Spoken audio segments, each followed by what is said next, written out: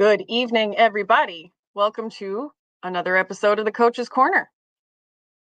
You probably remember before Pennsic, we did an episode or two discussing prepping for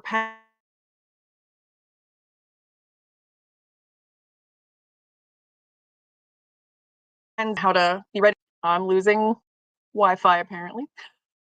But now that we're all back, we brought back some of our excellent coaches and commanders to do a after-action breakdown.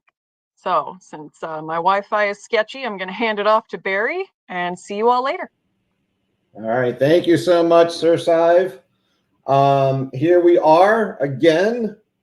Who's out there? Let me see you guys in the comment section. So right now I know that Bess is out there and I'm out there. This is how I have to check our comments on here because of the weird software we have. But for all the people that are going to review the show later, let's go ahead and introduce everybody. So I have way over here in the upper corner, I've got Her Excellency, Lady Baroness Tegan of Anglesey. Do you want to say hi and say a few words? Hello. I'm very happy to be back. This should be a really good episode. All right. And then right here, we have Countess Nessa. How you doing? Oh, good. I'm excited to be here. All right. Awesome. And then we have, this way. Then we have Earl Louie. Hi, everybody. And then my buddy, Sir Bess. Hey, everybody. Thanks for joining us tonight. I'm glad you're here.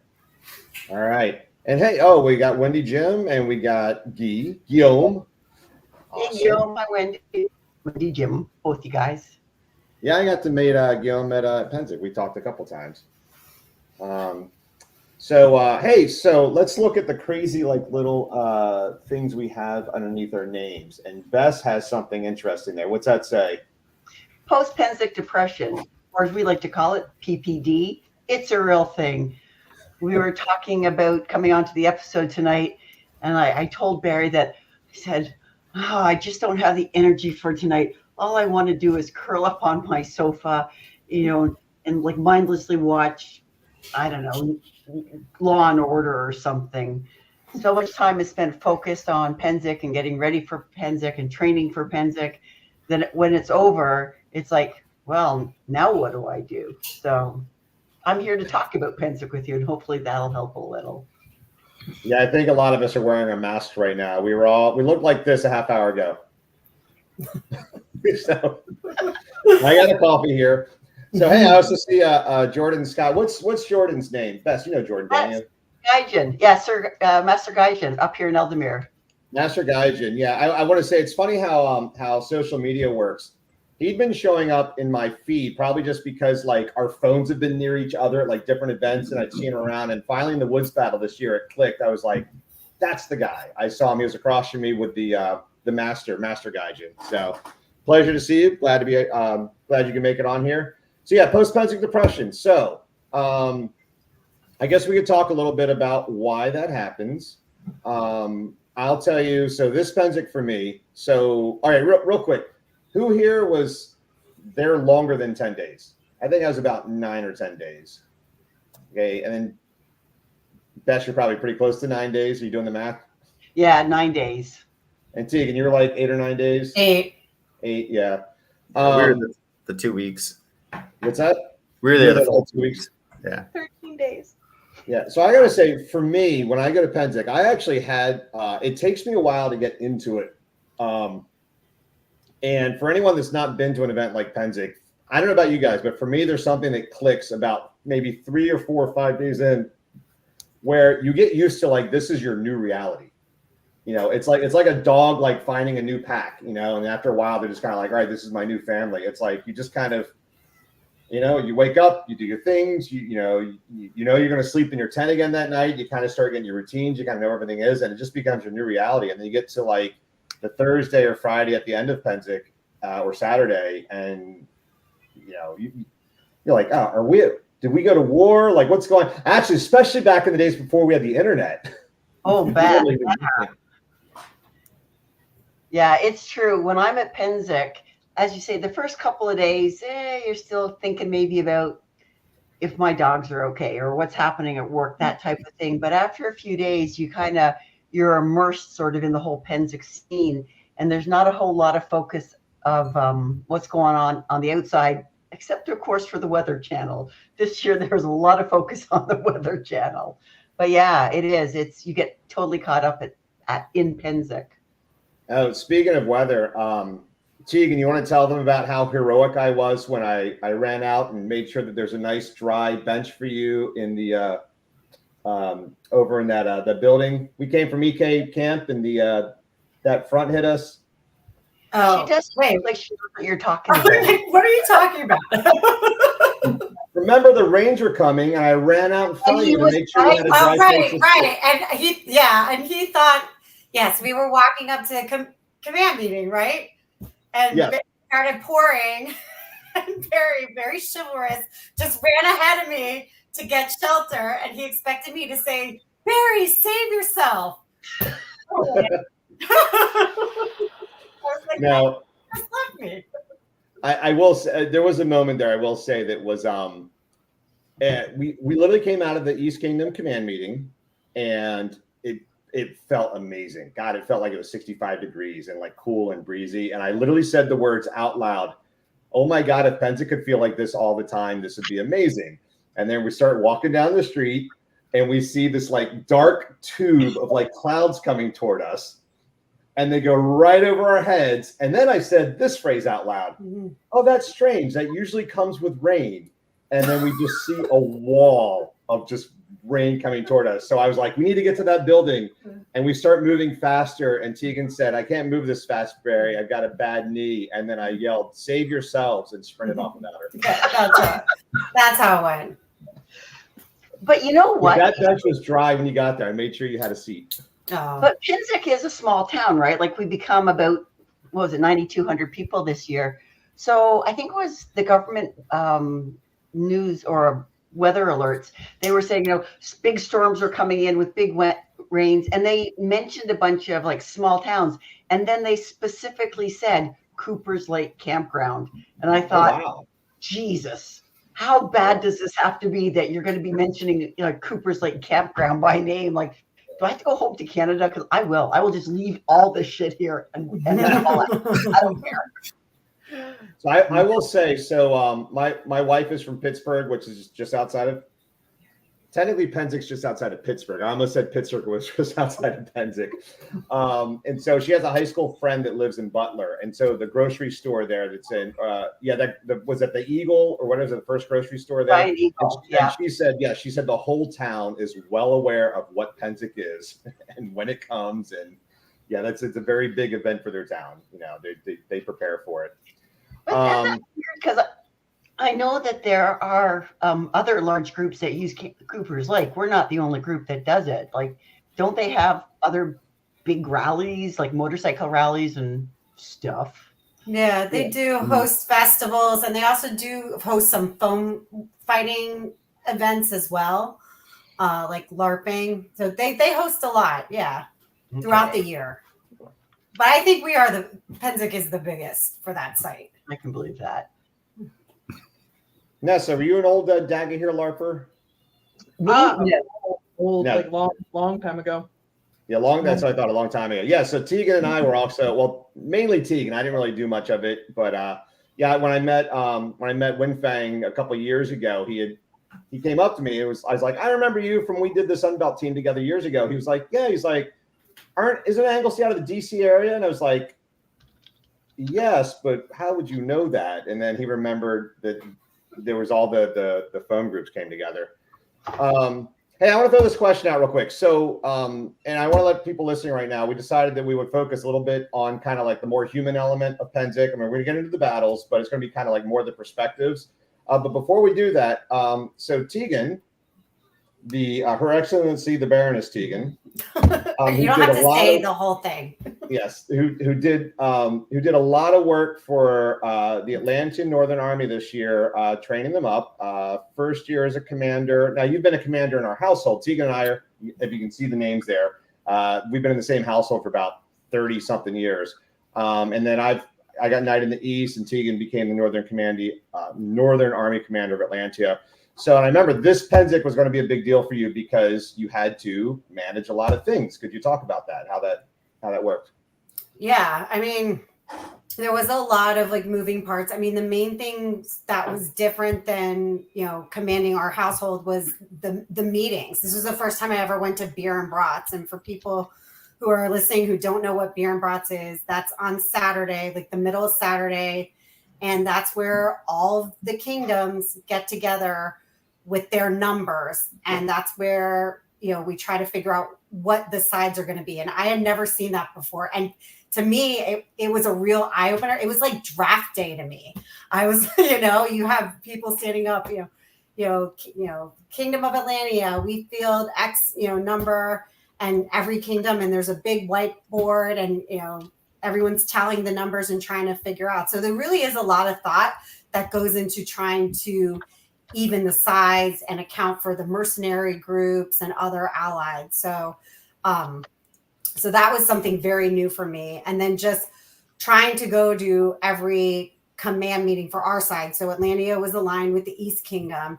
So going to those 5 o'clock commander meetings, that was new for me, at that level. And then just keeping track of changes to the battles and the rules that happen over the week. And I don't want to get too much into that because I think that's, we'll get into that. But that was definitely, something that was very eye-opening as well.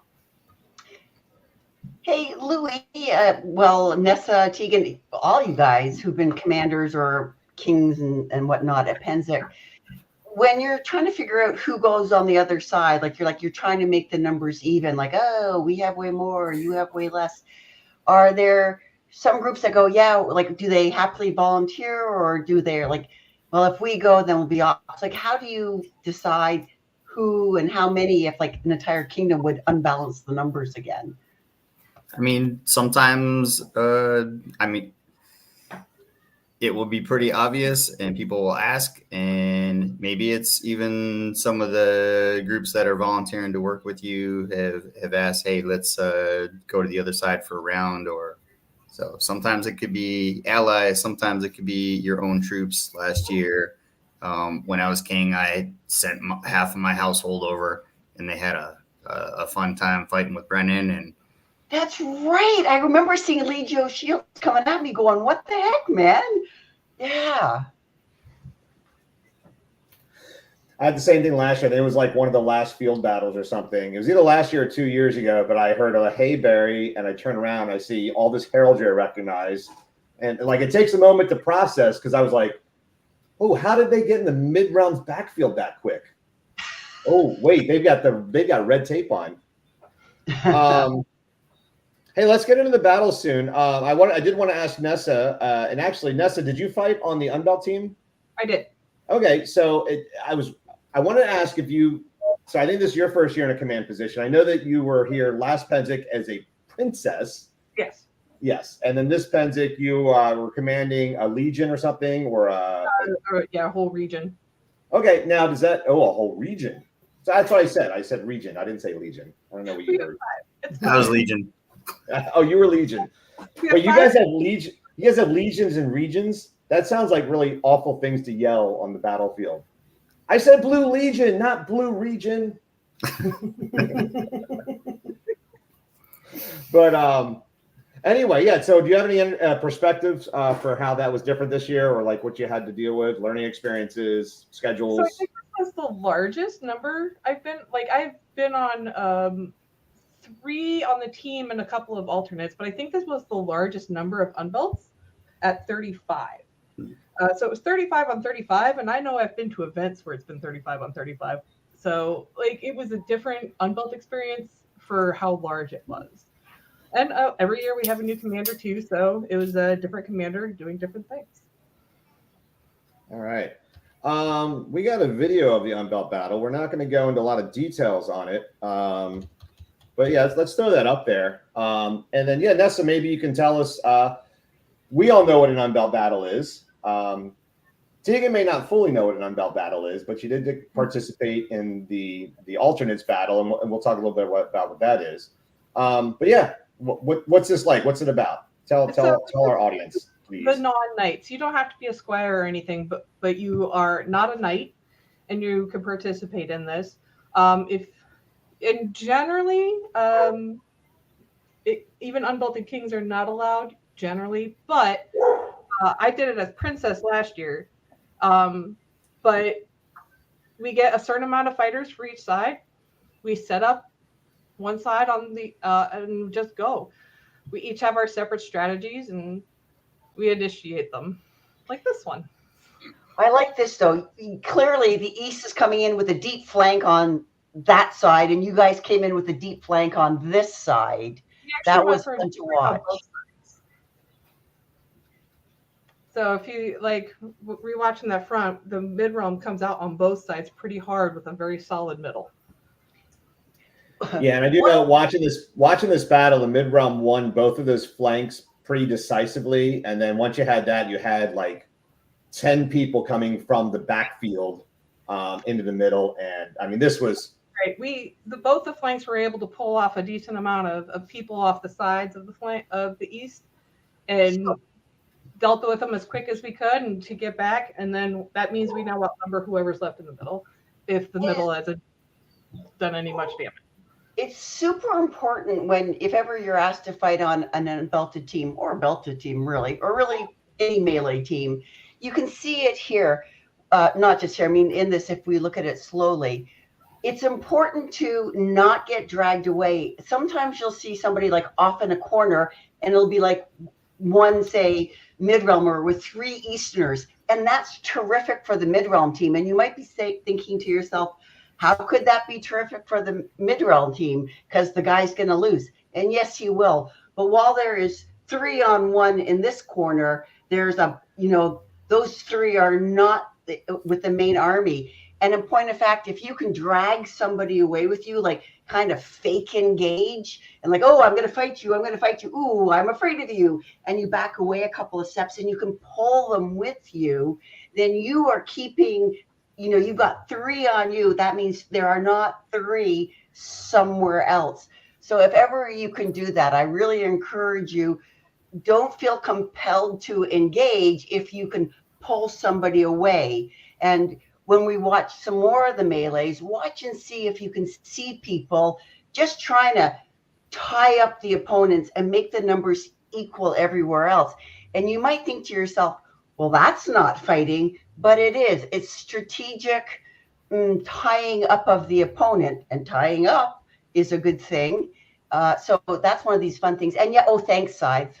Because you can see it. There'll be a guy, you'll see them, the mid-realm flank deep, right and left. You can't tell it, but I'm pointing at my screen. And then see where the guy with the hat is? Watch the guys who are running deep, deep, deep on the mid-realm. So you'll see them.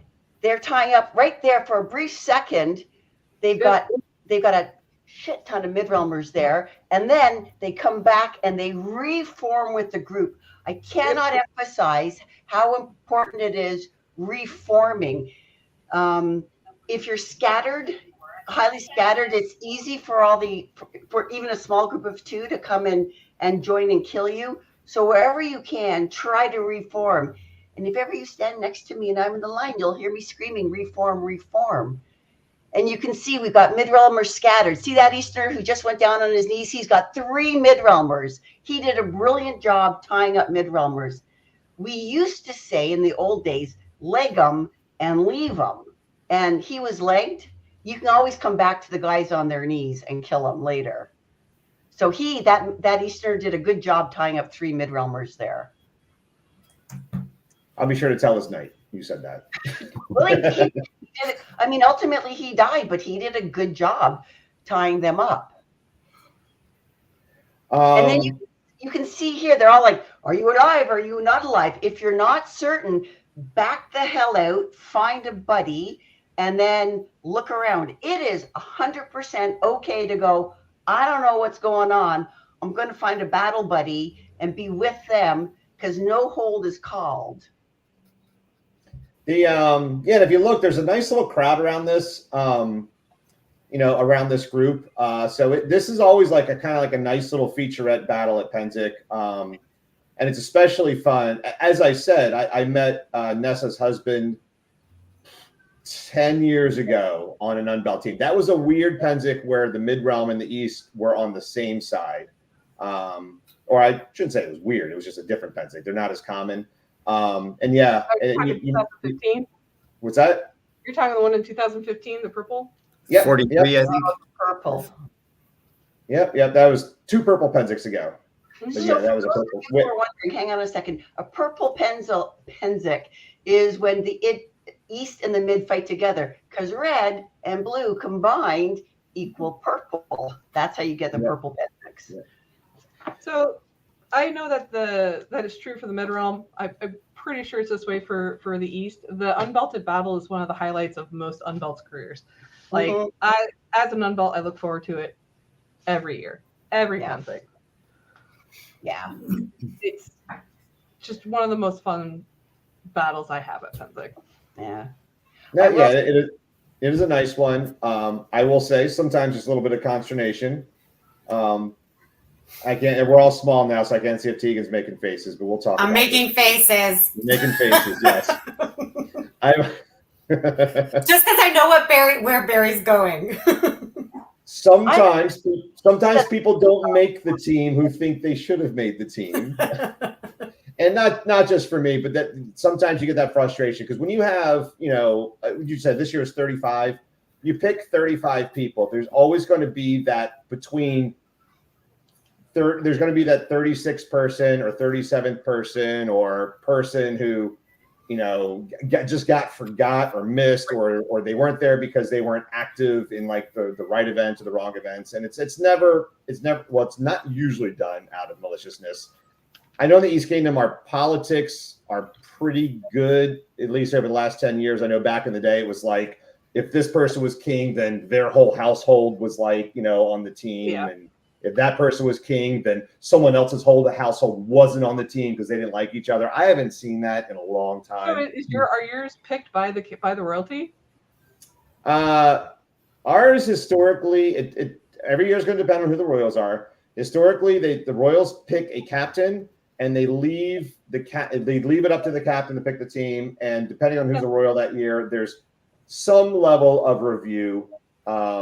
Some people are completely hands off. Some people will review it a little bit more. I know I'd heard of one year, one royal reviewed it was like, well, what about how did this person get missed? Something like that. So I also say to whenever we're going to events and trying out for unbelted teams, doing the practices and things like that, I tell everybody there, even if I'm not commander or anything, I remind them, show up in armor, show up in your armor because the alternate battle also happens. And there are times we need people for that. I have been on the alternates twice just by showing up in armor. I have told people the morning of, in fact, that morning of that day, I looked at somebody in our camp and I'm like, get your armor on. He's like, I'm not even an alternate. I'm like, get your armor on and get on the field. He participated in the alternate battle that day. Yeah, and so I want to make a clear distinction, only because this is something that's very dear to Count Ryu's heart. He doesn't like referring it to the alternates battle because he's like, alternates are part of the Unbelt team. I agree. Yeah. And so it's not that, and I think there was a while where some people kind of like really ran with like, oh, we're gonna go be the alternates battle. We're gonna go win that one. He's like, no, you're part of the main team. And I believe the reason why the alternates battle even started, Sir Sterling claims that it was he that started it. I don't have a reason to disagree with him. But basically the downside to, you have to have, if you have a 35-person team, you have to have more than 35 people ready to go because you're going to have a handful that got injured that day, got sick the night before. They were supposed to show up to Pennsic and their car broke down and they didn't make it that morning or whatever. So you have to have other people ready to go. But then what happens is you can't plan to have exactly the right amount of people. So you have people there in armor that don't get to fight. So the alts battle is kind of a way to basically be like, hey guys, you're in armor. Let's go do it. And this year they added allies. And I believe Her Excellency fought on it this year. Tegan? I did. That was a nice, pleasant surprise to be asked by the East Kingdom, because Atlanta was aligned with the East, to have people fight on the alternates. It was basically, after the end of the Allied champions battle.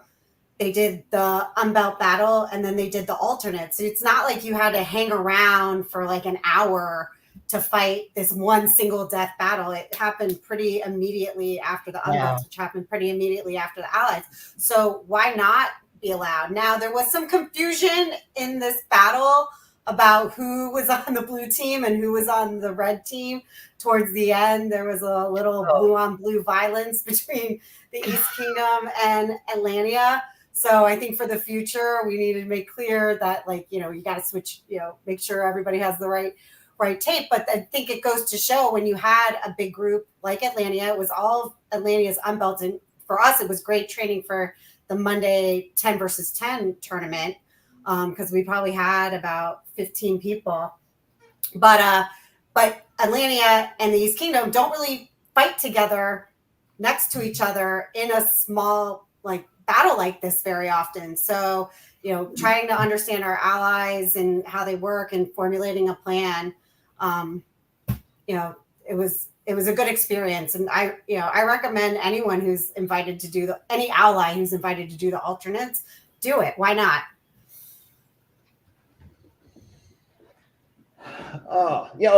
And also, so this isn't really a war point battle, but Segan, you also fought on the 10-man team, or the 10, probably should be called 10 fighter team.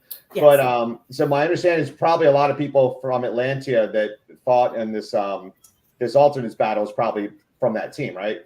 Exactly. Yeah, and what is the 10 person team? So it's a 10-on-10 tournament. It's hosted by Atlantia. So we throw it and we supply the prizes, and it's any unit of 10 armored fighters can show up. At this Pennsic, it was 5:00 on Monday, and it's a round robin. Every 10-person team fights every other 10-person team. Last year I fought in it, and at the end of the round robin, it was a tie between Atlantia and Ethelmark, so they had a fight off. This year, Atlantia had the most coming out of the rounds. But it's something I know that Atlantia takes a lot of pride in and really likes hosting, and, you know, wants every kingdom to field a team, or even a mercenary unit, you know, could field a team. It doesn't just have to be kingdoms, but it's fun. There's a lot of camaraderie, and it's pretty intense fighting. And I think you know that Sir Aaron the Swift was in the Philadelphia area for about 3 years, and he was from Ethelmark originally, and he did move back to Ethelmark. Very sad to lose him. Or actually, he was Aaron the Swift when he came to Lord Aaron the Swift when he came to the Philadelphia, and we sent him back as a knight. But yeah, he said it's a really big deal for Ethelmark. He's like that. Yes. They take a lot of pride in that team as well. Mm-hmm. So that's pretty awesome. Yeah, let's move on to Monday. Wait a second. There's some really good stuff in here. You know, when I was saying about pausing, no, go back to the video. It's terrific. So watch the East. They do a brilliant job. So the mid, you'll see it in a few seconds. The mid collapses. The East falls back to range. They reform. They're like, oh, what's happening? They go, oh, some mid-runners are still alive. You'll see it in a second. And then they pause, and then the East goes back in. It's brilliantly done. It's such a good regrouping, reforming, and then going. So it's right about here. So they're like, hey, what's happening? We don't know. Oh, look, we're coming to join. Okay, we're all friends here on the right-hand side. What's happening? Oh, wait, they're still alive. Let's all go. Oh, wait, what's happening? Okay, now we know. Fight the guys that are fighting us. Yeah, but let me interject here, because this is actually towards the end where the East and Atlantia were actually fighting each other. Because what I forgot to mention is that Ethelmark, who was aligned with blue, actually moved to red to fight in this battle, just to make the sides more even. And so the Ethelmark people, there was just a lot of confusion about who was on whose team. But yeah, at the end there where you were talking, Bess, it was actually the East Kingdom and Atlantia were on the same team. If there was not confusion there, that would have been awesome. Yeah, no, it would have been great if they weren't attacking their own side. You know? So did they actually just let you guys fight it out, Atlantia versus East, at the end? It wasn't like let it fight it out. It was people just like went back to their lizard brain and saw people and didn't realize that, oh, wait, we are on the same side. But there was like a long hold. I thought you guys had a long hold and you discussed it. And then what did you guys decide after the hold? I honestly don't remember. Okay. Yeah, there was a long hold. I was taking video of it. So that's why I remember, because I had to keep I only have so much battery because I wanted the video to last. I wanted my camera to my phone to last until all the way through heroic champ. I was like definitely dead by then. Turning on. Okay.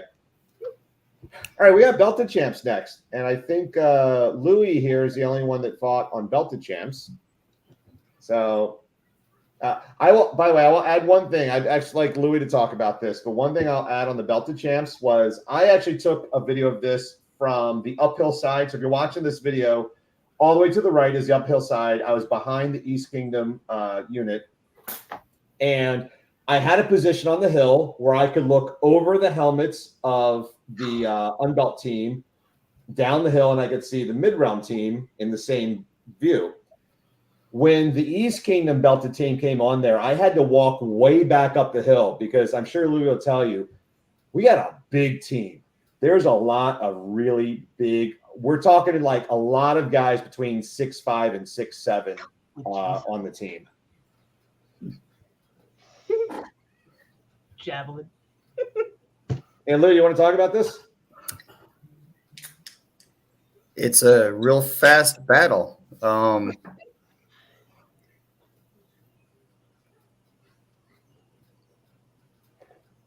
Look at all those knights.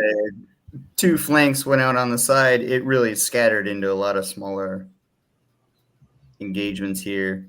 You can see a bunch of mid-realmers on the other side of the road. They were alive a few seconds ago, and they came to reform, but they didn't reform up the hill. As I understand it, they couldn't see up the hill, sort of where Umbrella Woman is, and they went to the left of Umbrella Woman. Had they managed, because there were people standing in their way, if they'd gone towards Umbrella Woman there, you guys might have been able to do a flank and get it. I think that was the turning point, I think, of the battle, because I really thought the mid had it at that point.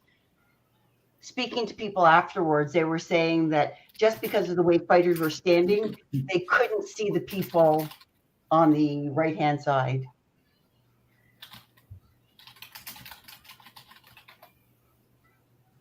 The one in the yellow is you.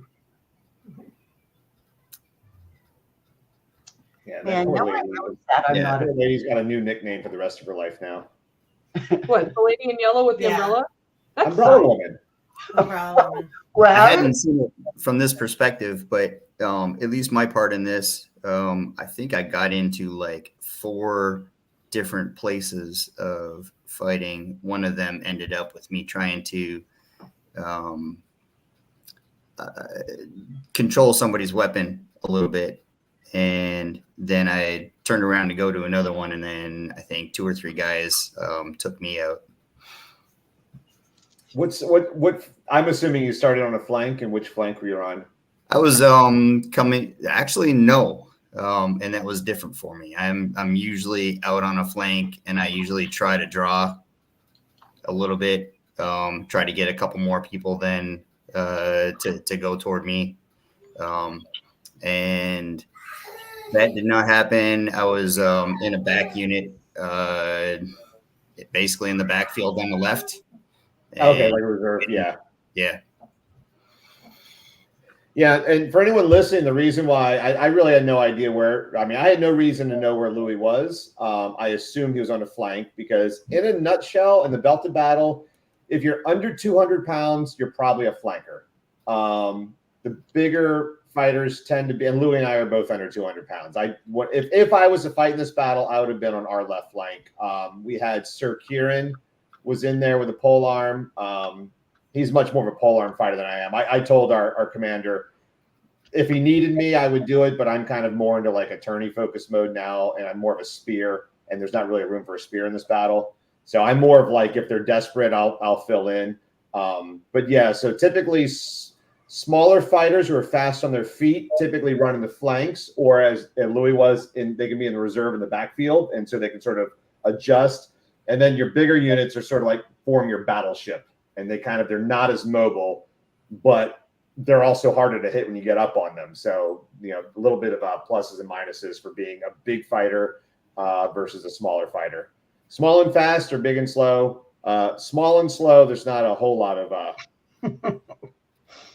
you find places for them. I mean, everybody's got their skill set. Mm-hmm. And then this is one of the few battles where you actually see people follow the die defensively and stay on the field rule, which actually I think they've changed this year. I don't know when they changed it. I think it was in the Pennsic rules or might be in the society rules, but they've gone to like exit safely if you can. But yeah, this is one battle I think probably primarily just for optics and to avoid confusion, because it happens so fast. If you're dead, lay on the ground and be dead, because there's nothing worse than like leaving somebody alone because you thought they were dead, and then turns out they're still alive. They come up behind you and hit you, or hitting somebody that's not dead. So yeah, so you often see a bunch of people just kind of laying on the ground, hanging out at the end of the battle, propping their head up, trying to see what's happening. It's the best view of the fight, right? Like, heck. I wish I was. I'm on the far left there. You can see my warboard hanging out there. Okay.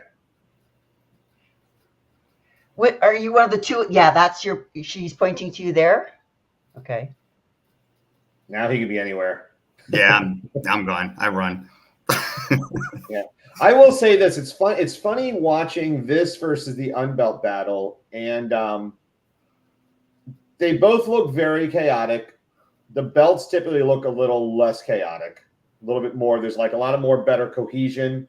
If you watch the battles the way they started, someone even comments, I think in this specific version of the video, they comment, oh boy, they're coming out very slow, because the belts all kind of came out. They sort of read each other and then kind of decided when they're going to move, versus the Unbelts kind of like ran out there and sprinted and they get really aggressive.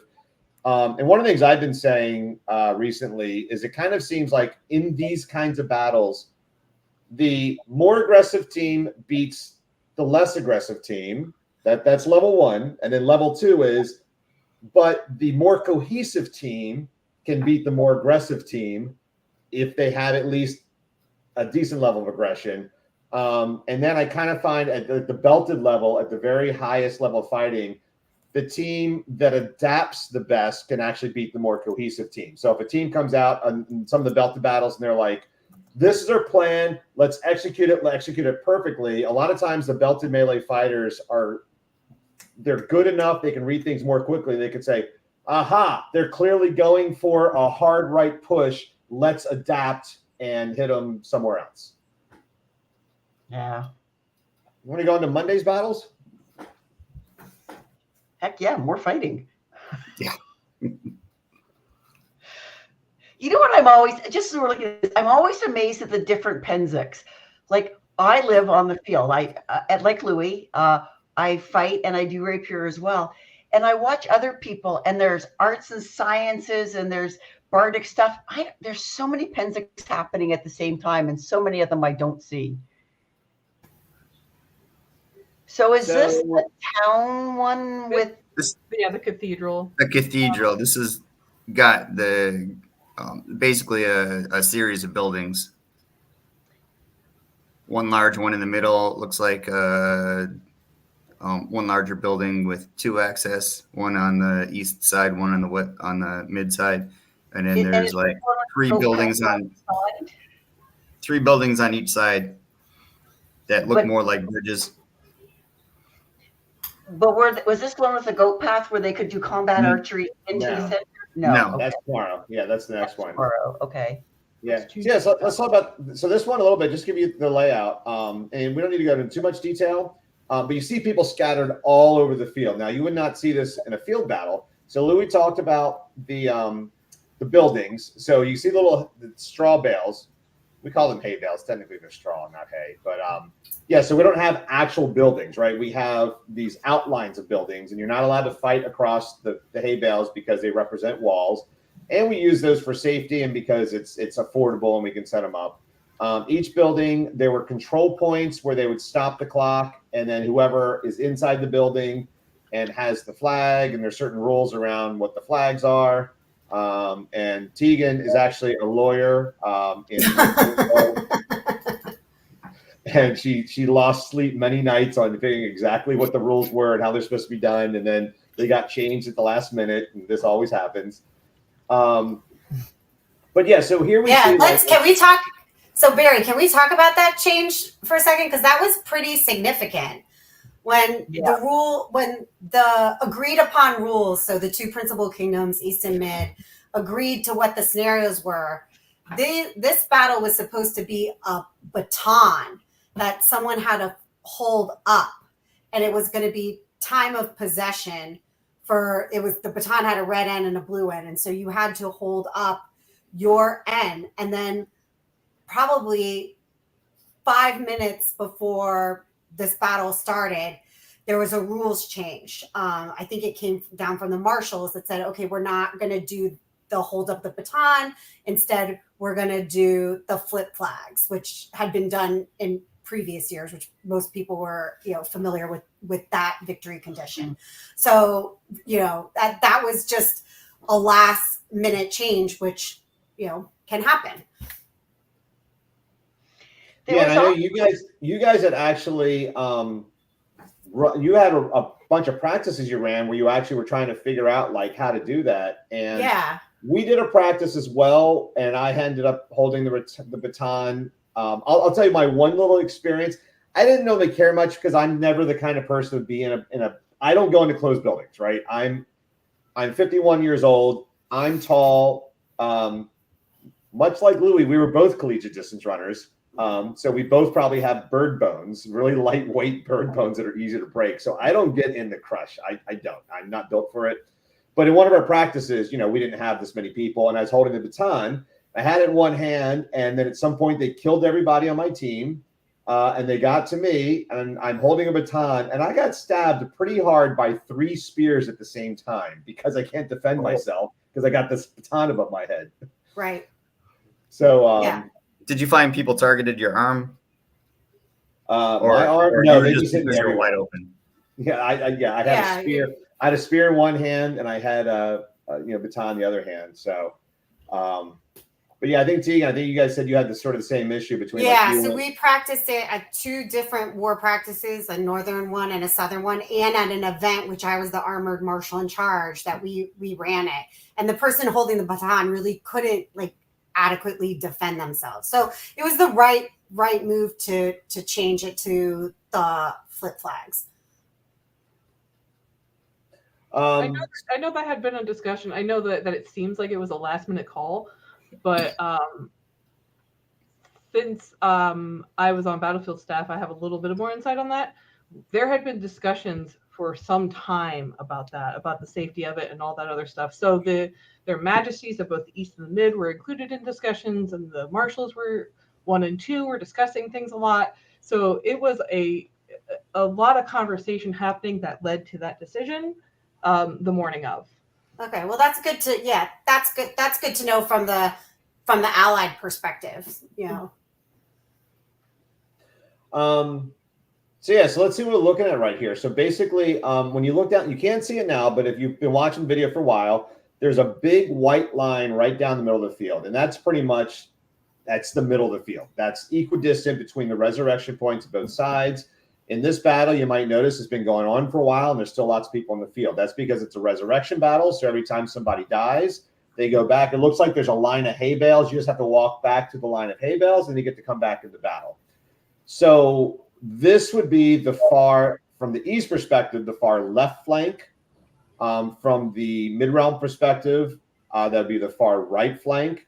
And so what's happening here is you're sort of trying to control that flanking line, pushing it forward and back. The real objective is right now it'd be about the middle of the screen, and that's the building that's closest to this side. And so the idea is if you can push this flank forward, you can then sort of get the other side in a kill pocket. And ultimately what you're really trying to do in this position is kind of attrit the other side. When we say attrit, we mean just get them to have fewer fighters. Attrition. And then if they make a push into that building, you will have more fighters to go over to that building and keep them from being able to push into it.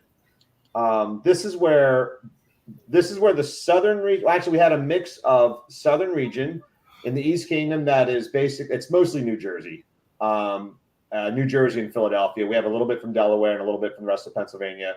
And then we're mixed in with a group called Al Caracal. If you've ever heard them speaking French on the field, they are French Canadians. They tell me they're better than the Eldemirian Canadians. Okay, I still know what they're saying. When you guys get together, what do you guys talk about? Beer and donuts? Poutine. Wait, quick question. Who has the better poutine? I gotta say, as a Montrealer, Montreal, poutine and smoked meat, all Montreal. Okay. I want to point out something. As we're watching all these battles, Scythe mentioned Marshal 1 and Marshal 2. We can see right in front of that post that's at the bottom, there's a marshal there. Look how very few marshals there are on the field. It doesn't take a lot of marshals to run a battle, but we do need marshals. Those very few marshals have given up their time so that the rest of us can play. I would encourage anybody, any fighter after all the battles to say thank you. Without these people giving up freely of their time and effort and energy, we wouldn't be able to do it. And there have been times when, they put out a frantic call for marshals. I've done it on occasion, and it's pretty thankless for so many reasons. So for anybody watching, fencers, fighters, combat archers, everybody, we really need to appreciate our marshals as much as we possibly can. And the hay bale movers. Okay, Yolisha? No, absolutely. Absolutely. It's funny. Right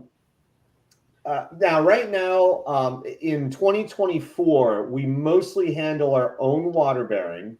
The kingdoms try to provide what they can. A lot of households try to provide what they can. But I will be completely honest. I don't know what you thought, Tegan. But again, Tegan, I think our first Pennsic was the same year, 1994. I think that was both our first Pennsics. Yeah, we didn't know each other back then. But my first 10 years going to Pennsic, I was 21 to 31. I honestly thought it was like you go to the movies, you buy your ticket, it pays for the janitor, right? I thought I came to Pennsic, I get my entrance. I thought the water bearers were just staff. I had no idea that it was all volunteer work and how much volunteering goes into making this happen. So if you don't know that, then now you do, and go out and try to volunteer some, or at least be appreciative of the work that happens. Yeah, there were a lot of in-camp inspections. I know marshals were doing like roving inspecting marshals, and I just very much appreciate the fact that at least on the Saturday there was, Eldemir was joking about pop-up marshal inspection points, but they were gracious and kind, and I very much appreciate all the work that they did. So thanks to marshals. Yeah, there was a pop-up marshals. I think the Mid-Realm hosted it in the Bog, which was very helpful. I took advantage of that for sure. So I don't think there's really much more to talk about this other than it was a fun battle. I would say, even from a commands perspective, I don't know if you guys, Nessa and Tegan, if you have any thoughts on this. I mean, I didn't think there was a whole lot to do out there. It's kind of, get the cats herded a little bit. Yeah. This is definitely a herding cats battle of getting people to where they need to go in different directives, of trying to, how am I going to take this building? How am I going to round that corner? Things like that. Working with the allies, definitely to get things done. Definitely herding cats. Mm-hmm. Yeah, really giving everybody their starting positions and their objectives, and just this battle, you just kind of let it go. Once it starts, it's really hard to change anything. But you have all your local command in different places that are driving things a little bit. Yeah, I'm trying my hardest to type rapier into the chat here. I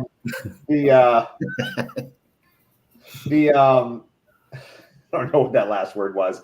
I will say one of the biggest things for me with the command on that perspective, and I'm gonna tip my hand a little bit to the Mid-Realm. It's like starting to, after you've been doing this for a while, you can tell when the other side is starting to mount a little bit of an imbalance or a push or something, or one of the big things. So for example, I'll just give you a quick example.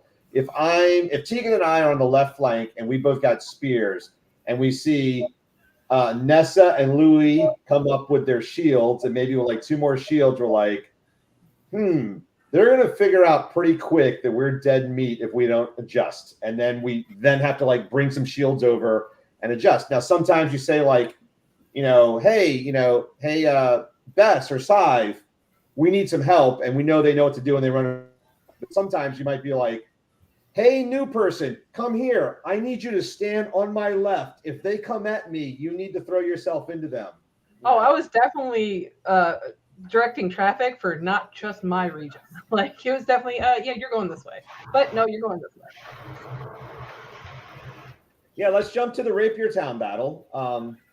Something somebody called out over Pennsic was you kind of hear, if you listen to the battle, the sound will change just before something big happens.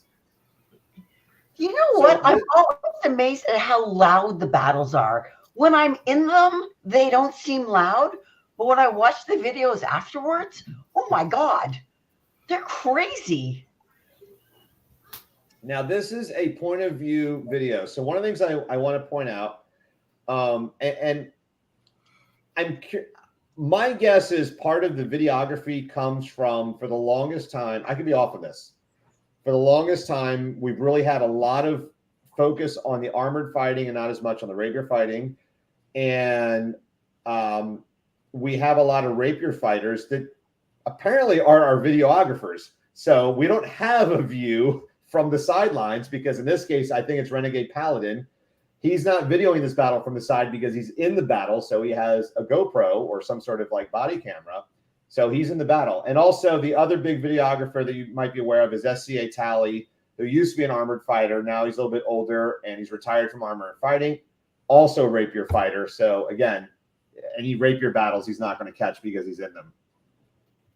So Bess, did you fight this? Okay, so Bess and Louis both fought this battle. So you guys want to tell us any thoughts about it? How it compares to armored, since you both did the armored fighting?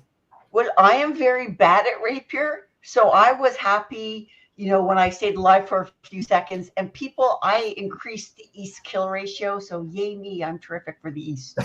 But I will say I had fun. I'm not terrific at it, but I had fun. I think, Louis, we had spears in this battle, did we not? And they were off on the left-hand side. I believe you are correct.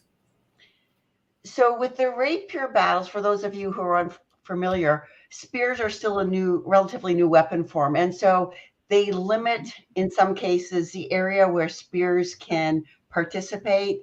And so with this battle, from the mid side, the spear area was on the left. And I kind of feel like we can fire at each other. What I found interesting was that if you got to the side, you could fire sideways into the rapiers.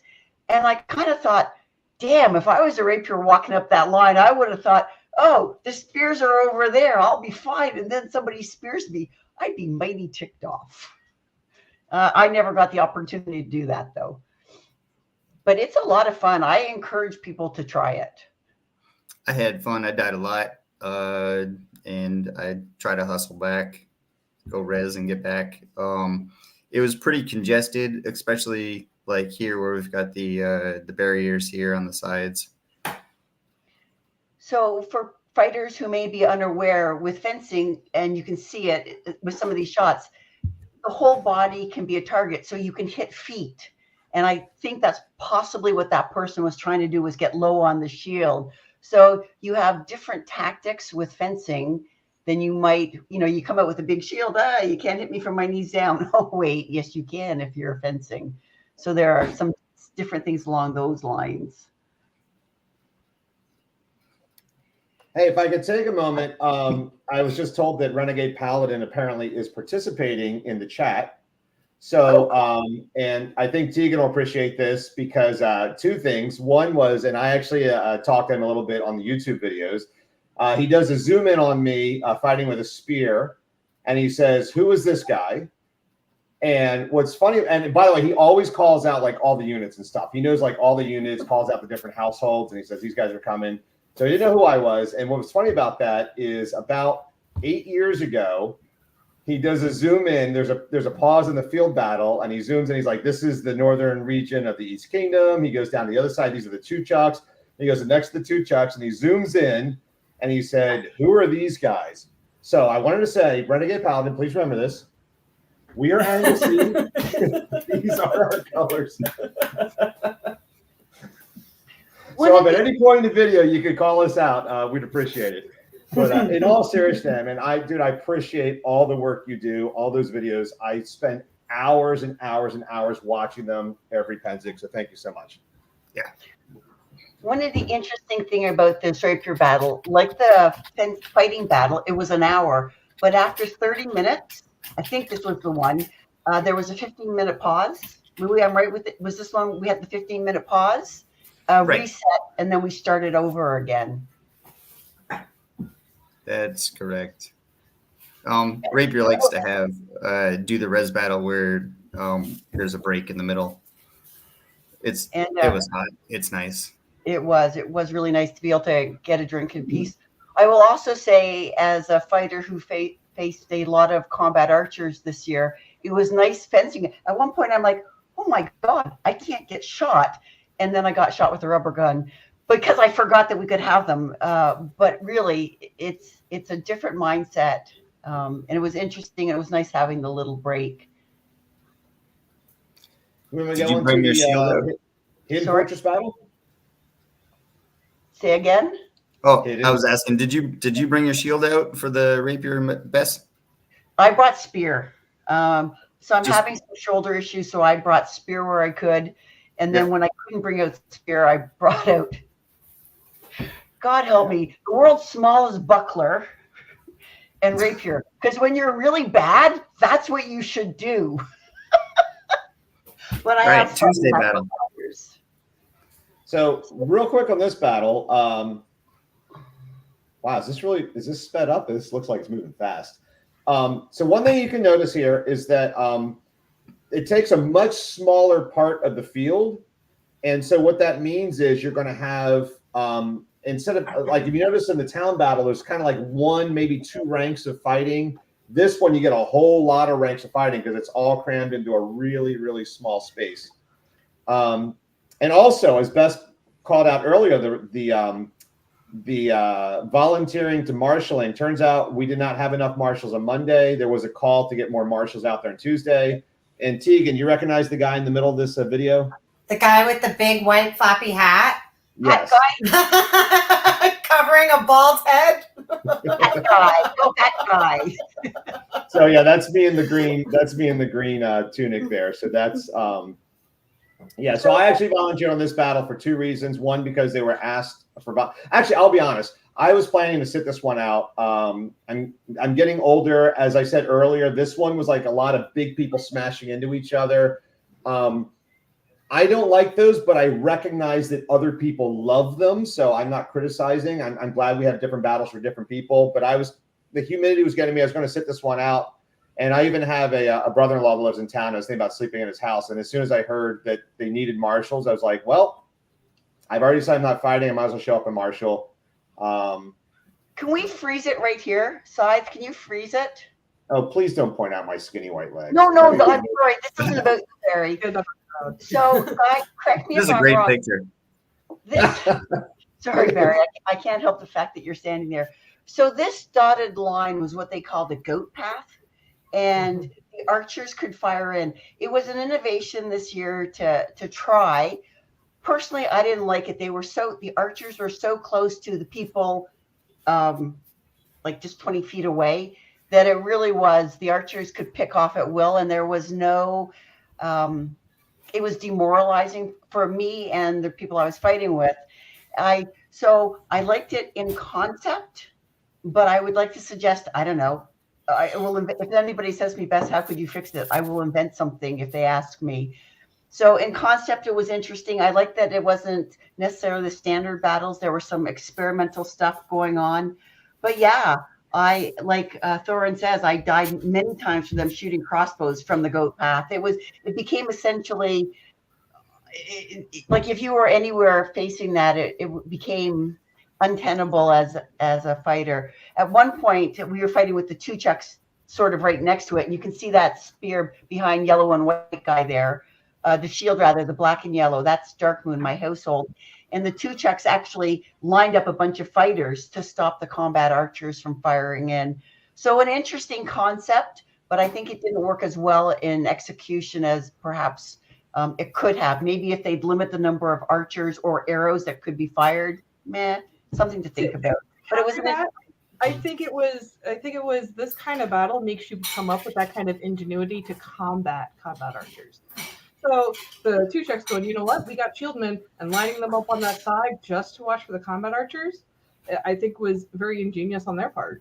It was a terrific thing, but I will say that this became less a battle to me about fighting than a battle about defending yourself from the combat archers, because the goat path was so close, because the archers were unlimited, like the arrows they could use. If they had said anybody can come in with, if you're going to be a goat path archer, you can res as many times as you want, but you're limited to, I don't know, pick a number, 20 arrows or something along those lines. But it was an interesting concept. So, you got to try things, right? Yeah. You make the plan, you execute the plan, and then you evaluate and change the plan. Yeah. I will say this. I got a little bit of feedback from people, mainly spear fighters. There's a balance, and they kind of thought that this war had a lot more archery than in the past, and they kind of weren't a big fan of it. So yeah, like you said, that's something that if anyone else feels that way, get that into the feedback loop for when people come up with scenarios next year. And the Royals usually try their best to try to like make everyone happy and get like a good balance of stuff. As we were trying to strategize on what the battle plan was for us, like here looking at this, the middle was a big building, and then there were two causeways going down toward the middle. There was a left causeway and a right causeway, and they were basically like 27-foot bridges with this big space in the middle of the fight with the big building in the middle of it. And then we had a couple flip sticks. I think there were 5 on this battle. And then the far left, which is for the closest that we can see where the hay bales are, was this like 6-foot wide goat path. And on the far side that we, at the edge of where you can see the fighters, there was another one. So one of the things we ended up doing was grabbing a Shiv unit and trying to have them run out to that building in the middle at the start. And then I didn't think we were actually going to fit all the fighters in this space. We have like close to 1,000 people here, and I didn't think they were going to fit. Yeah. So was there any like command concerns or lessons learned or anything like that from this? I was a little worried going into it, but it turned out all right in the end. I think the herding cats wasn't as prevalent as, say, the Monday battle. There was less angles to work with. It was more of forward and backwards kind of battle. Especially because you couldn't go anywhere around the ravine area that was set up. So it really was just like a giant bridge, just one giant bridge with spaces you couldn't go into in the middle. Kind of a bridge with bridges. It was bridges on bridges. So I think, it was like commanding one big bridge and just listening to what needed to be done, what needed to be reinforced, what needed a push here, what needed a push there. I'll say that because the area was so concentrated, more than the typical 5 bridges that we've seen in the past, siege was very, very effective here because they were all in a line together, just aiming in the same, much more concentrated space. One thing, oh, go ahead. Oh, I was going to add one more thing. On this being the Tuesday battle and sort of lessons learned from Monday battle, communication for us was absolutely game changing. Just how well people communicated on this command wise, routing people. It was quite different, and it was very well done. I was really pleased with how that worked out. Next video, awesome. Yeah, I was going to say one thing about this is Side is pulling up the next video. So Pennsic has always had a bridge battle for as long. I don't know if they've not had one since I started in '94. This is the first year they didn't have a bridge battle. One thing that I liked about what they did this year is that typically Pennsic, the major war points are field, bridge, woods, and then a variety battle. So we always have 3 that we know that work, and then there's one that might be amazing and it might not be so good. This year, they got rid of one of the ones that we know works, and I was a little concerned, but they replaced it with the town battle, which they did 2 years ago that went really well 2 years ago. So I'm glad that at least when they replaced the bridge, they replaced it with something they knew was going to go over pretty well. And I do personally enjoy the town battle, primarily because there's something for everyone. If you like flanking and spreading out and getting to like those like sort of spear lines, you could do that. If you like, we call it playing punch face. When you get into those meat grinders, you could go into a cathedral or go into buildings and do that kind of stuff too. Barnas had a quick comment on in the chat saying that some of the kingdoms came over from the east side to the mid, and yes, it was the Callantyr and their allies came over to the mid side for that battle.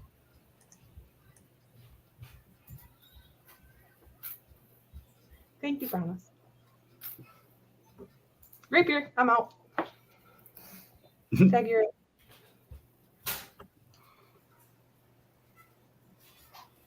So Louis, do we have? Yeah, we did. We had the rapier.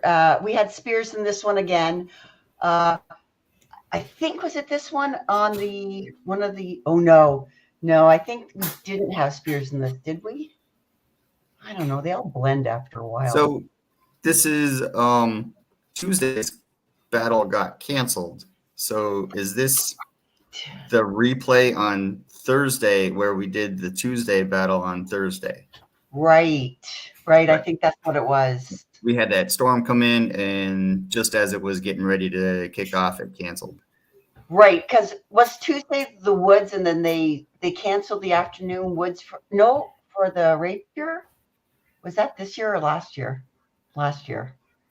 Yeah, Thursday was woods, and what they did was they canceled, but instead of canceling the woods for rapier altogether, since the battlefield was set up for the Tuesday battle, they just decided, hey, let's just do that battle out on the field. It's already set up. Nothing needs to change, and not have rapier running around in the mud. Right. I think my brilliant contribution to this was dying. So wasn't there also a rain out of the rapier battle? Yeah, well, I thought Tuesday afternoon got rained out. Right? Which would have been this, and then they decided not to do the rapier woods, but in lieu of that, they did this. Yes, right. Yeah. They just never had Battlefield go out to rearrange the field because the next battle would have been Friday's battle. So which would have been because that would have been the left field. It set up. So that actually worked out really well. Right. And I got to say, shout out to one of our viewers. I was out there, dying a lot because I suck with my ridiculously small buckler. And there was a viewer out there who heard me kvetching and very generously loaned me his shield. And I want to say thank you so much. Unfortunately, I've forgotten your name, but my goodness, I appreciate that. Thank you.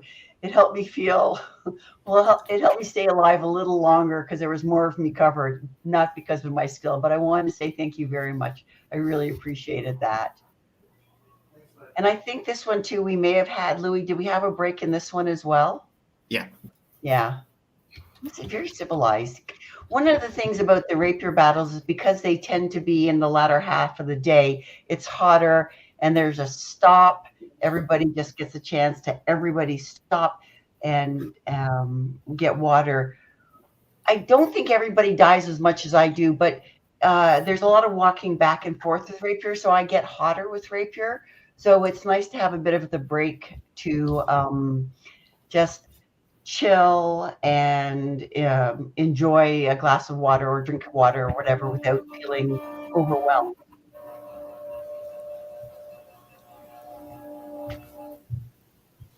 Yeah, and again, I think this is Renegade Paladins videos. There's also Captain Monster, which is CAPT Monster, also does a lot of this first-person footage. I think he does only armored. Yeah, and this is all great stuff. And again, I've always super appreciated for the people to do this work. And then, by the way, a new person we found. This video is coming up now. Side, if you could, if you know who this is, just drop it in our chat here. And again, I want to say, appreciative of all the work everyone's done. This was next level. This video is amazing. If you get the chance to watch this, I don't know how this person got this close to the action, but this is some really good footage.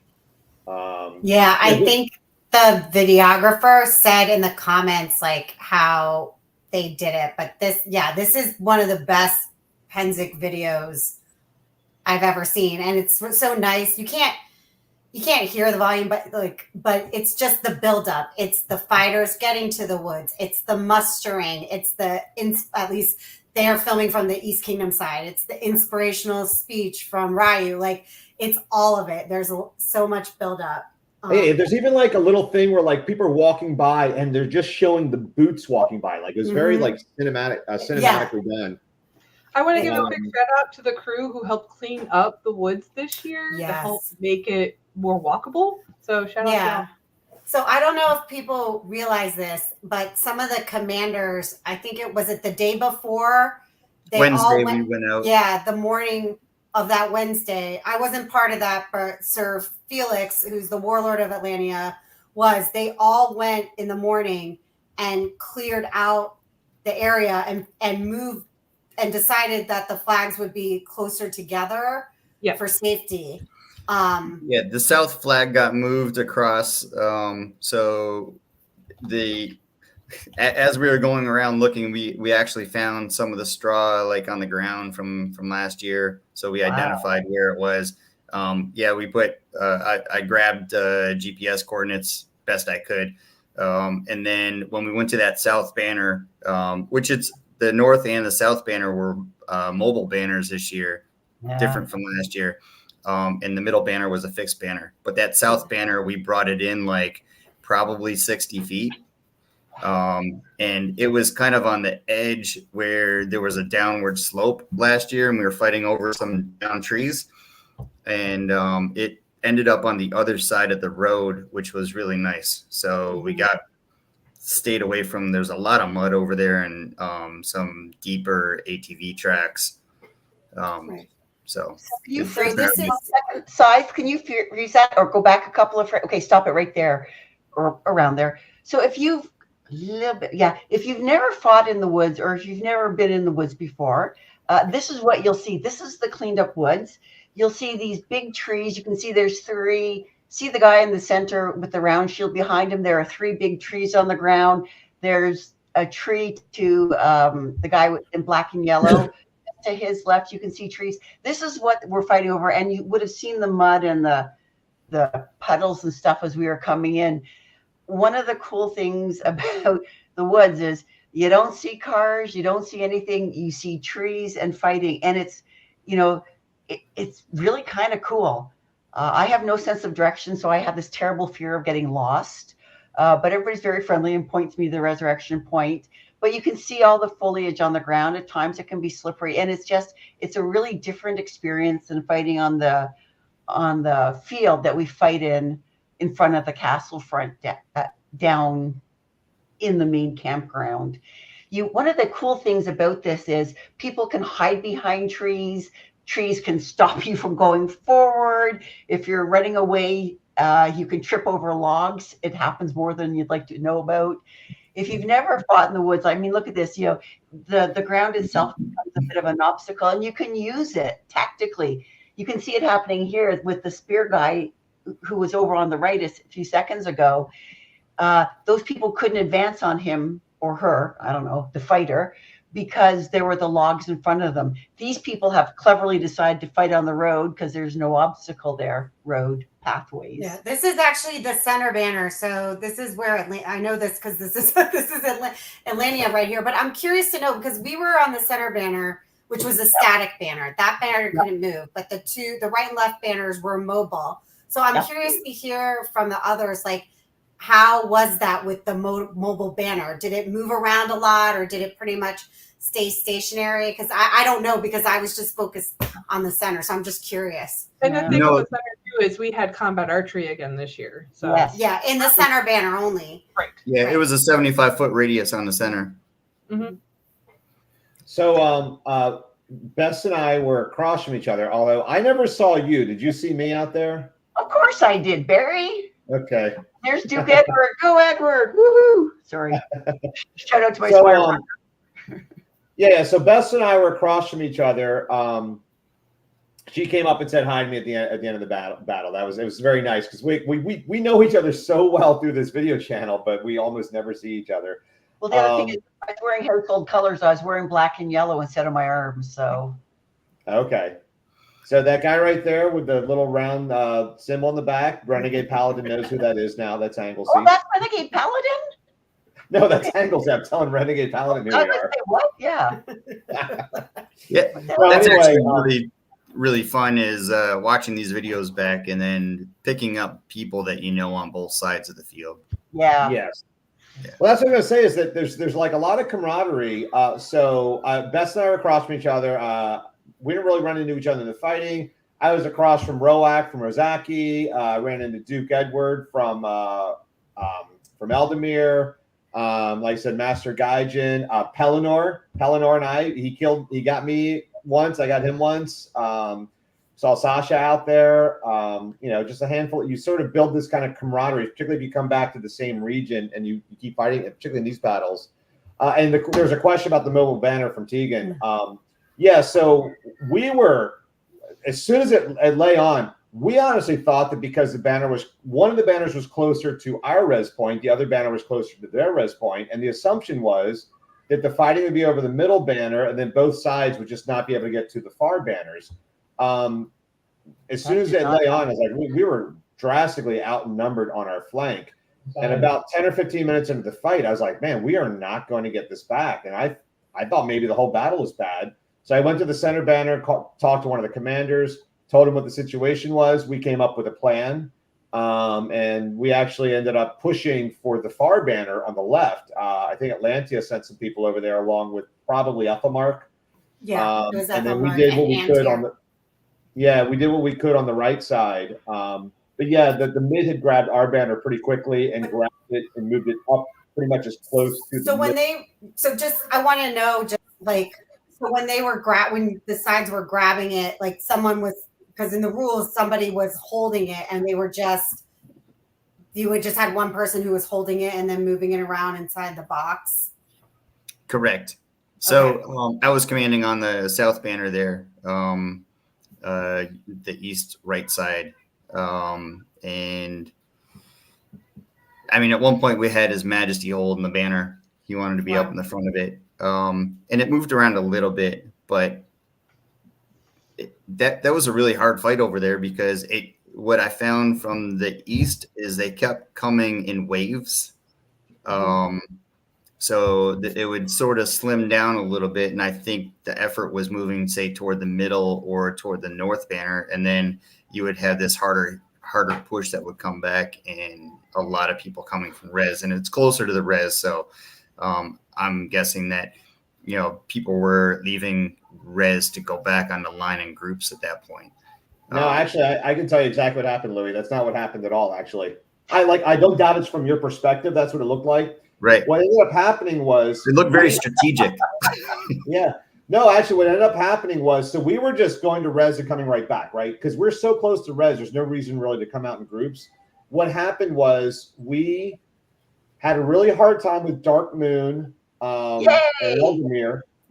Yeah, no, I mean, you guys have a good unit, and we were outnumbered, and we were trying to find little positions where we could work, and we would attrit, and there'd be because every time we, like, let's say, Louis, like, I kill you, and then one of your guys kills me, okay? I'm going to get back to that line quickly, and you're going to be a long time getting back to the line. So what happens is at some point we get just enough of a critical overload. They were able to completely wipe out Dark Moon and send the entire unit back to res point. So those waves that you felt was what it was, is that once we sent them back, we were able then to commit troops to try to make a push at that banner. Yeah. So that's ultimately what was happening. But yeah, that's so when you felt the waves coming. I think the center banner was kind of heavy on both sides. It was very evenly contested, the center banner. And Bess was talking about, when we were talking about, clearing all of the logs and the, branches and whatever, so from our perspective, to the right of the center banner, there was like a pile of logs. I think you could have even seen it just like a few seconds ago. And that did create natural terrain, and it kind of kept the red side from being able to flank our blue side. To flank, they would have to make a wide flank as opposed to like a narrow flank, because of all, like, there was just like all this stuff that like kept people from being able to advance, basically. Hey, I've got a nice segue here.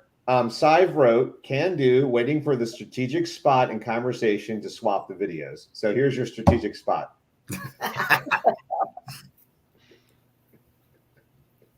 We are high production. Thanks, Barry. We are high production. We have a script that was written in my notes yesterday. I was like, at some point, I'm going to say this. Before we start, I just want to point out, you notice how there are no hay bales here on the field? The reason is the day before, the fencers everybody was asked to take one hay bale off the field. So kudos to the people on the fencing side who made the field empty or ready for the fighting the next day, who moved their hay bales. Thanks, everybody. So these battles had an interesting dynamic, and I don't have them memorized. I know Tegan read everything and memorized it. Yeah. By the way, Tegan pointed out when we did our Pennsic prep episode, she was like, "Did you even read that document before you started the episode?" So, do you need me to say it, Barry? Go for it. So there are 5 field battles. They're all single death. Battles 1, 3, and 5 have a pre-battle. And the first battle was the sitting royals and crowns from 4 of their other allies. They did a fight off, and whichever side won got a 10-second advance. And then in the third battle, it was the kingdom warlords and 2 lieutenants, I believe. And they did a fight off. And then in the 5th battle, it was the captains of the Unbelt teams that did a fight off. Hey, as people are walking out here, I just want to let the audience know. So this is pretty small for a field battle. So this often happens at Pennsic. Often the field battle is on Monday, because the field battle is generally I think it's definitely the best one from a spectator perspective. You get to see all these units moving around in the field. It's a really big thing here. By the way, I picked number 3 because this is makes us look the best. I was wondering. I was about to make a comment about how this is where Atlanta crushed, but no, it's not. Yeah, I think some troops switched to our side on this one, but this is a little small. Yeah, this one's a little small because well, the Calendar Alliance also went back for the field battle. Yes, yeah. This one, so Calendar and the 4 other kingdoms, and then after the first 2 battles, Eldemir went over. Yes. Yeah. Oh, by the way, I want to add this real quick. As I said, this is a little bit small, but Emily Feathers just wrote, "This was the most fun I've had in a field battle ever. We had the best day." So even smaller battles, sometimes if you're one of the people in it, it can be your favorite battle. It can be a really good experience. But every now and then in a Pennsic, people are just like so this one was kind of humid and there was a lot of rain, and people are like, you know what? I got to get out of here. Or there was rain coming this day. So you're like, if I don't pack up now, all my stuff's going to be wet. I didn't fight this battle for that reason. And actually, it was probably a good thing I didn't fight it because my knee hurt for about a week after that. So I was already, the woods battle had sort of, it sucks being old. The woods battle. Can I say one thing about this? Maybe it was because there were no hay bales on the side, but I feel like there were spectators that were too close to fields because 1, 3, and 5 all had combat archery. And our combat archery commander was like, those spectators are way too close because Atlantia, we were up at the top as you just saw. So, that's just something that I think. The edge of the world was the complete field. Yeah. So there was no boundary from the edges of the side for combat archers to probably feel comfortable. Yep. Right. They didn't. Like our combat archers didn't feel comfortable. Usually there's a 30-foot barrier like between the say res lines on another battle to the populace, but I think on the east and west sides we had that, but on the north and south side we just had the roped off area, and the world was spectators. Yeah, so it's kind of up to the archers to shoot in. Yeah, they actually moved us in on the town battle. I remember they moved the border in. The marshals just basically did like an edge of the world. And the town battle you can kind of do that with because there's a definite front form, so you can do that with just a handful of marshals. As long as they're following where the fighters are, they can basically keep them in. And I heard Renegade Paladin a lot in one of the videos kept telling people to get off the road because if you're on the road, you're at risk of being hit by an arrow. Mm-hmm. If you've never been hit by an arrow, you might be thinking, what's the big deal?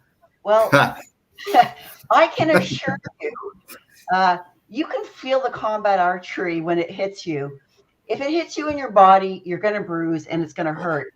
But were it to hit you in your head or your face, you could be severely damaged. And I don't, to me, that's the big thing. You could lose an eye. Like if you got one of those things in the eye or in the head, you would get a concussion. You might lose an eye. I could see cheekbones being broken. Those things, don't mess around with them. So if that's the concern, if you've never been hit by one or if you've never been in a battle with one, they can hit with some authority.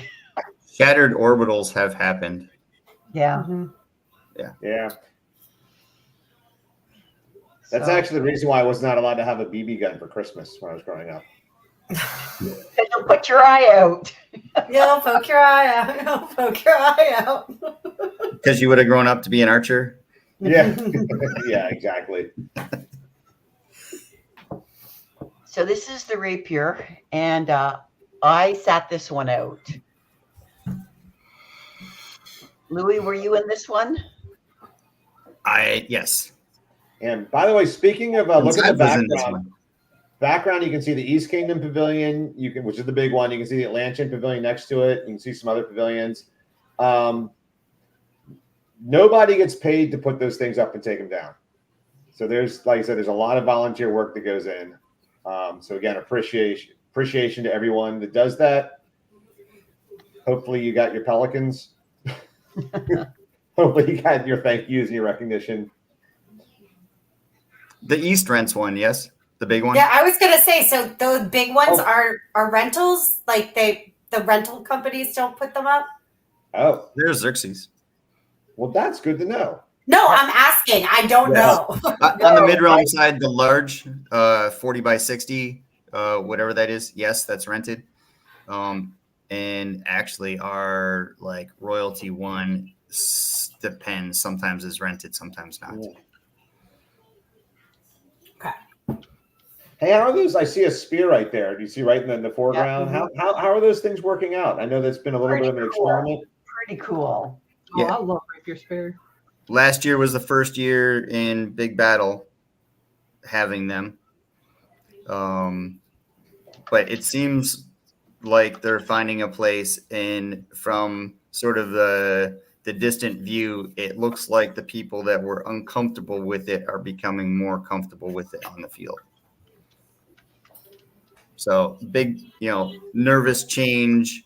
Now getting into the phase of people are getting used to it a little bit. So who was around for when we went to fiberglass spears and face thrust in armored combat? Yeah, I know Tegan and I were. I think our first Pennsic. I think they had fiberglass spears, but not face thrusting. Maybe our first Pennsic, and that came pretty soon. And then unpadded polearms is another one. Yeah. And then I took a break during the Mandrake spear tip experimentation.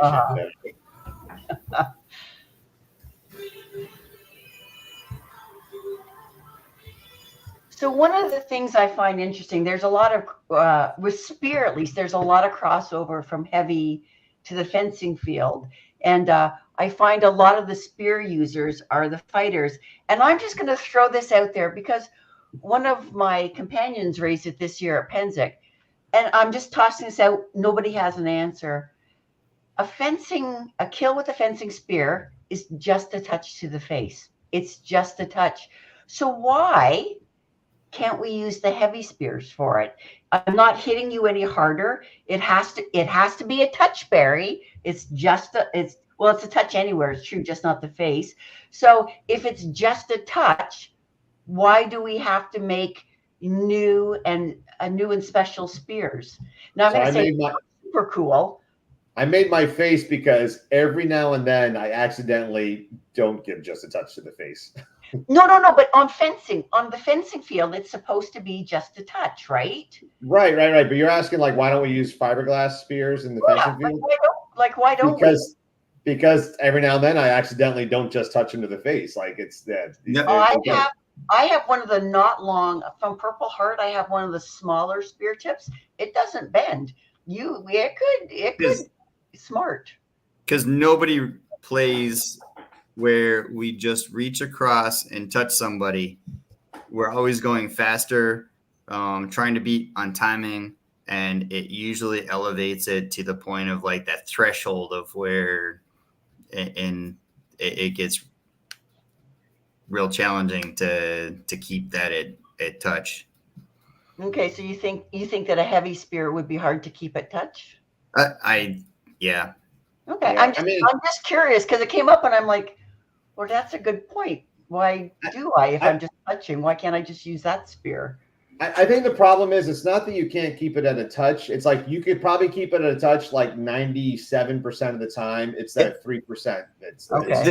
Right. The big part is you don't have control over what the other person's doing, and as soon as they step in, now it's all too much. Yeah. Okay. Well, that's actually a great example. Sometimes I will rail somebody in the face because there's a bad time. You throw and you mean to touch them in the face, or and they step into it. I just think, that fencing mask will just get crushed and break a nose or possibly take out some teeth. That's my thoughts on it. I'm not an expert.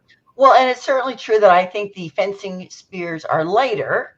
But again, I was just it was just a conversation we were having in camp, and I'm just I don't know the answer. I will have to inquire. But there's a wide variety of different tips that are being used, and they behave quite differently from each other. They sure do. Yeah, like this. Someone writes, Mike Snyder writes, heavy is just positive pressure until it's not. Oh, there it is. Yes. Thanks. True. Fair comment.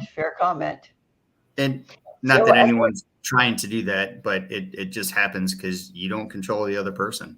Yeah. And this one, it was spear all over the field, right? There was no limited spear area, as I recall, because the spears are just walking anywhere, it seems, in this battle. I see a spear, and I see a couple spears in there. No, I know, but in the other fencing battles, the spears were limited to a certain area of the field. I think in this one, the spears were allowed anywhere in the field. Am I right on that, Louis? I believe so. Yeah. And I think this is the first battle that I can recall where spears were allowed. Renegade Paladin said no spears at all on 1, 3, and 5. The spears were only allowed on battles. There you go. That's what it was. Right. That's how we do it in heavy sometimes with archery, where you allow them some battles and some battles you don't. Okay, that makes good sense. And then people can still pick and choose what they want to participate in based on what they're comfortable with. Thank you, guys. All right, we about ready to wrap this up? I think so. How about we do some closing arguments? Oh, I was going to say up to down, but we can go. Arguments? What are we in court? Let's do. Let's do are we gonna do order of precedence? Is that how we do it? No, Tegan, you can go first because you're the Okay. lowest in order of precedence, Your Excellency. Good thing we've been friends a long time, Barry. Yes. Well, no, I just appreciate the opportunity to be on here again. I think, the weather really got to me at Pennsic from a personal standpoint, but, having more of a command role was really exciting for me. And, I thought the battles were good. I think the adjustment away from the baton was the right move. And, I think this recap was good because there were, things that, to note for next year. But yeah, I thought this was great. Next. Nessa. Also, I Your had a lot of Excellency. fun tonight. It was fun going over and seeing what I worked on with my group over the last summer and incorporate that into the Pennsic this year, and how well command went for me as well. I thought Pennsic was a lot of fun. A lot of good calls were made. I don't think any bad calls were really made. So good Pennsic. Very awesome. And then, by the way, I've got my fly swatter out here. I'm not going to hit Louis with it. I almost had that fly. I'm happy, bro. I'll take you on. I'll take you on fly swatter to fly swatter. Yeah, I had a lot of fun going over the videos. Nice interactions from everybody watching. It was fun doing a little bit more command this year. I had been doing Legion command, and this year helping out a little bit on the Kingdom level too. So had a good time. All right, awesome. Well, I'll do me next, and we'll let Bess close the whole thing up. Yeah. Oh, by the way, did everybody see my awesome Dungeons and Dragons shirt? I saw it earlier. Old school. This is old school. Yeah, I'm just, I love these shows. I'm just glad that everybody was able. It was right here. I'm just glad that we were able to get this show. I got my iron in the background doing like guard work and stuff. I'm glad we were able to do these shows. I love these guests. This is always so much fun. Just having a nice conversation. Thanks to everybody who comes in the comment section. We read them, and it always adds to the show. And I hope to see everyone soon. I know. I think Tegan and I we're trying to do another one in October. So we'll see how that goes. And then on to wherever she is. Where are you? Here in the bottom. Are you swatting, Sir Bess? I am squatting. Oh, by the way, I was told that I'm the only one in this program who's not excellent. I'm not an excellent comment. So I would like to say a couple of things. I'd like to say thank you to all the people who stopped me as I was shopping or fighting to tell me how much they enjoyed Coach's Corner, to make suggestions and give ideas. I wanted to say I really appreciate that. Thank you. I really enjoyed Pennsic this year. I liked the changes. I thought they were interesting. I don't know necessarily that all of them worked, but I think you have to try the new things. You have to experiment with things so that in the future, doing things because we've always done it that way is not necessarily the way to go or to grow. So I'm excited about that. Wonder what's going to happen next year at Pennsic. Keep the goat path further away from the fighters. But I enjoyed it. I thought all in all, it seemed like it was a very friendly and happy Pennsic. And possibly from my position of ignorance, it didn't seem like there were a lot of injuries, which I thought was super terrific. So yay, everybody, for doing everything so well. There were no medical holds in the Woods battle this year. Oh my gosh, that is terrific. Wow. There wasn't. Yeah. All right. Thanks a lot. Let's cue the music. Bring us outside. Thanks a lot. Peace out. Thanks, everyone. Bye-bye. Bye. We'll do the thing. Do the ang.